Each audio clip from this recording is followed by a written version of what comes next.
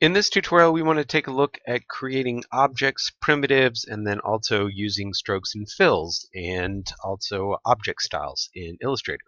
Let's begin by creating a new document. Now, I'm going to use the print settings that we've set up, and the reason why is we want to make sure that we have no swatches or symbols or anything else in our file at all at this point. We want things to just be absolutely blank.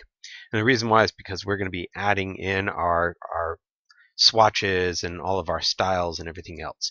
The first thing is our primitive objects. Let's take a look at these set of tools. One helpful hint is to drag over to the end, and then you can expand that window so you can open it up. Now, these are the primitive objects right here, the rectangle, the rounded rectangle, which really doesn't matter in Illustrator CC anymore, you'll see, the ellipse tool, and then the polygon and the star tool. Let's forget about the flare tool. Anyway, to use the rectangle tool, you just click and drag. Now, when you hold down different keyboard shortcuts, you get new options. Like if you hold down the Shift key when you click and drag, it's constrained to a square. Now, you can also go from a center point if you hold down the Alt key when you click and drag. And you guessed it, you can actually do that when you click and drag with the Shift key held down. You'll get a square from the center point. Now, one other last thing that's kind of cool is if you're drawing an object and you need to move it a little bit, you can hold down the Shift key before you let go of the mouse, and you can actually go ahead and move that as you need. So that's just kind of cool. All right, so I've just done a bunch of squares there. Now I'm going to go back to the black arrow, and one of the reasons why is because you'll see each of the squares, when I click on them, gives me a set of circles, or this little circle here.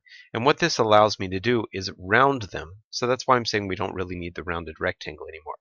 Now, if you can see the transform panel, you'll be able to check those settings. If not, go up to Window until you find the transform panel and make sure that's part of it there.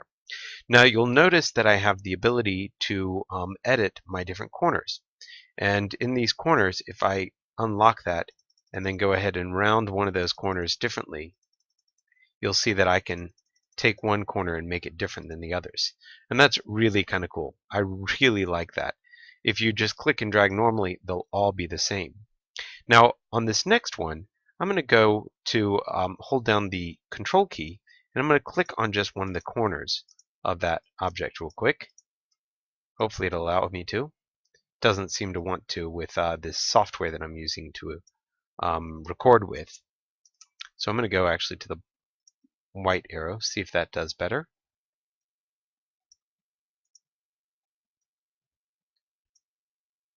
I want to manipulate that point just a little bit. Now that I've manipulated that point, you'll notice that I have the ability to edit just that one point, which is kind of cool. Or if I go back to the black arrow, you'll see that I can actually adjust all of them at once, which is really kind of cool. So it's just something to play with, is this rounded corners. I think it's a really fun option. And if you go back to the white arrow, once again, you can control just that one corner, which I think is awesome.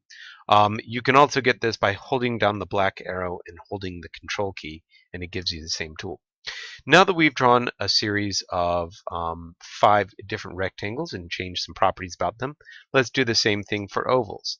Now we can click and drag, and we can make them either vertical or horizontal, and go ahead and create some from a center point as well, just so we've got a few different ones, 5 different ones across.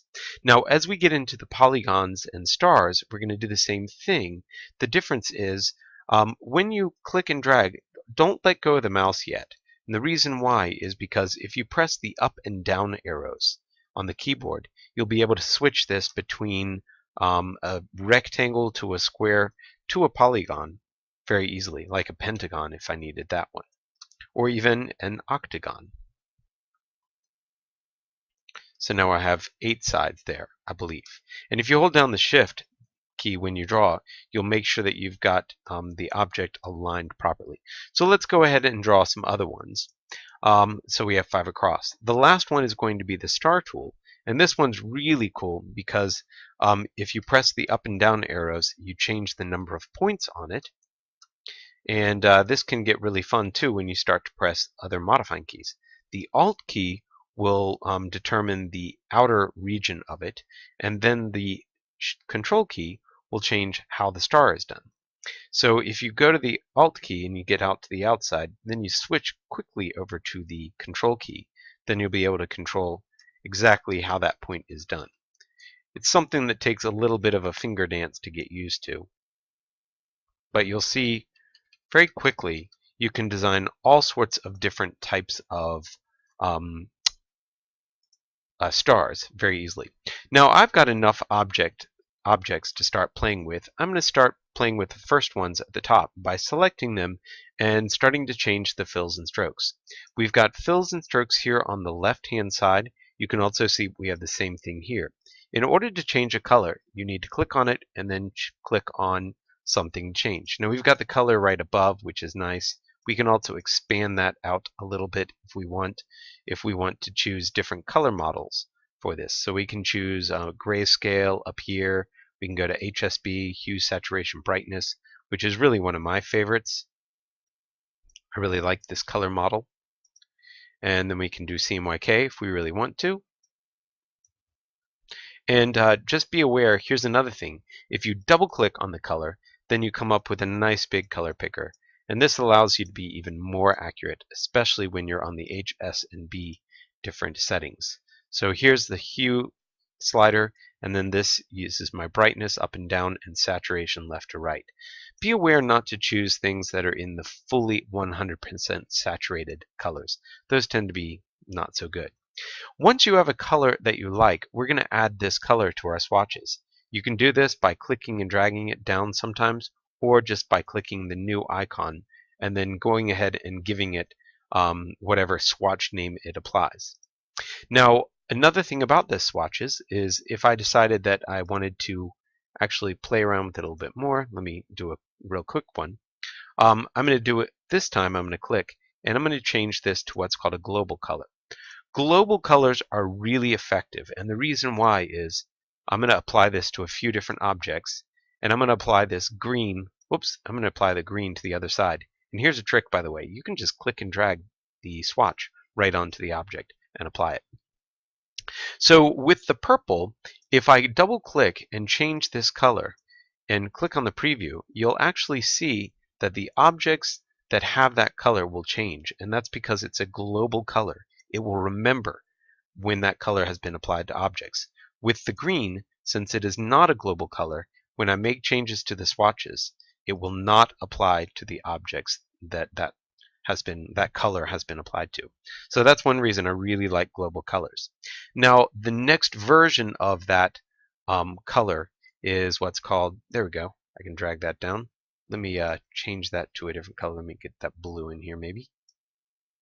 Sometimes the swatches come in, sometimes they don't. It's really kind of annoying. The next version of that global color is what's called a spot color. Now this is something that comes directly from print, and what it means is a color that will create a separation for print files. And so when you're doing something that you need to take into InDesign, or it's like a logo, then you really want to use spot colors. But if you want to be able to share, and they work very much, by the way, they work the same way as global colors, where you can change them and they change anywhere that they're used. But they will also be put into the other application when you move it from one piece of software to another. So spot colors are definitely good. Now we also have some other things that we can play with. We have some different gradients.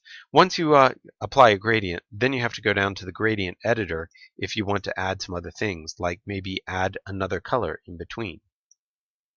And you can even click on a color and then click on, oops, that's right. If you do that, it applies it. So you actually have to drag the swatches down and apply it. So you can edit that. You can play with the gradient tool right here to manipulate how that gradient is applied and to rotate the gradient, and you can even see the colors that are in here. And when you add multiple colors, you can do some really cool things. Now, for all of these, we can also grab swatches from the Swatch Libraries. If you go over to the right-hand side where the swatch is, and you do Open Swatch Library, you'll see that we can choose colors that are based upon different color relationships, and they're often in a folder, and we can just click and drag those in. Now do be mindful that these colors are not global colors by default. So if you want them to work like global colors, you have to double click on them and click on global so that they all have that little thing, excuse me, so they all have that little tab on them. Now, getting to these colors is actually really interesting as well, because if you select a color, you can go to the color guide and you'll see that we can choose different types of color harmonies as well. So this is something certainly to explore. Like this is tints or shades, and now I can actually get out different versions of that exact same color that are related to each other. And so I've got my tints, which are the light ones, and the shades, which are the darker ones. Kind of cool. Plus, you can also see high contrast and analogous colors to the color that I have selected. So it's a really nice feature for you to explore color. We can also explore other swatch libraries, and we can find gradients. So here's gradients for different seasons. And then we also have patterns, which are really cool as well. And patterns allow us to do all sorts of really neat things. Whoops, patterns, nature, animal skins here, which is kind of interesting. And you'll see that I can actually apply patterns, which some of them might be vector, some of them might be bitmap. One of the things to note about patterns is when you drag them around, you'll see that the object moves, but the pattern does not. Kind of interesting. Now, with all of these that you might explore, you'll notice that they add to your swatches. And you'll also notice that sometimes you might have a style that you want to repeat. Actually, before we do that, let's look at our strokes, because we've just been dealing with fills. Our strokes also allows us to style our objects, and we can make fatter strokes on them, and we can even change our colors. Now, be aware that in order to change the stroke color, you need to make sure that you're on the stroke object or stroke setting, I guess, whatever you want to call this, or that's active. Now you can change the stroke color just by clicking on the different swatches that you might want to use. You can even apply gradients and even the patterns to your strokes. Now, another thing to be aware of with your strokes, let me go to another one where I can actually see a little bit more going on here. There we go. Another thing to be aware with the strokes is that you can align your strokes to the inside of the object, the center of the object, or the outside of the object, which is really kind of cool when you start to play with it. Another thing you can do is add dashed lines. And so if you do a dash of 12 points and a gap of 3 points and a dash of 3 points, you can really get some interesting strokes going on. So continue to play with all the different objects that you have on your screen. You should have at least 20 of them, it looks like. And you're going to be changing around the strokes and fills for each of the different objects. Once you have a variety of strokes and fills, what we're going to do is create some graphic styles.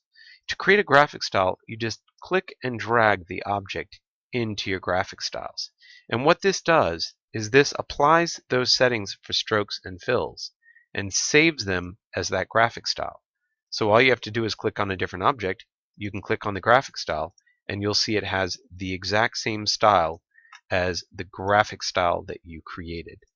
And this is a really nice feature of Illustrator that you want to work with. So continue to expand the use of graphic styles, playing with your swatches and fills and your strokes and fills in Illustrator until you've filled up this document with a lot of different examples and save your work. Thank you very much.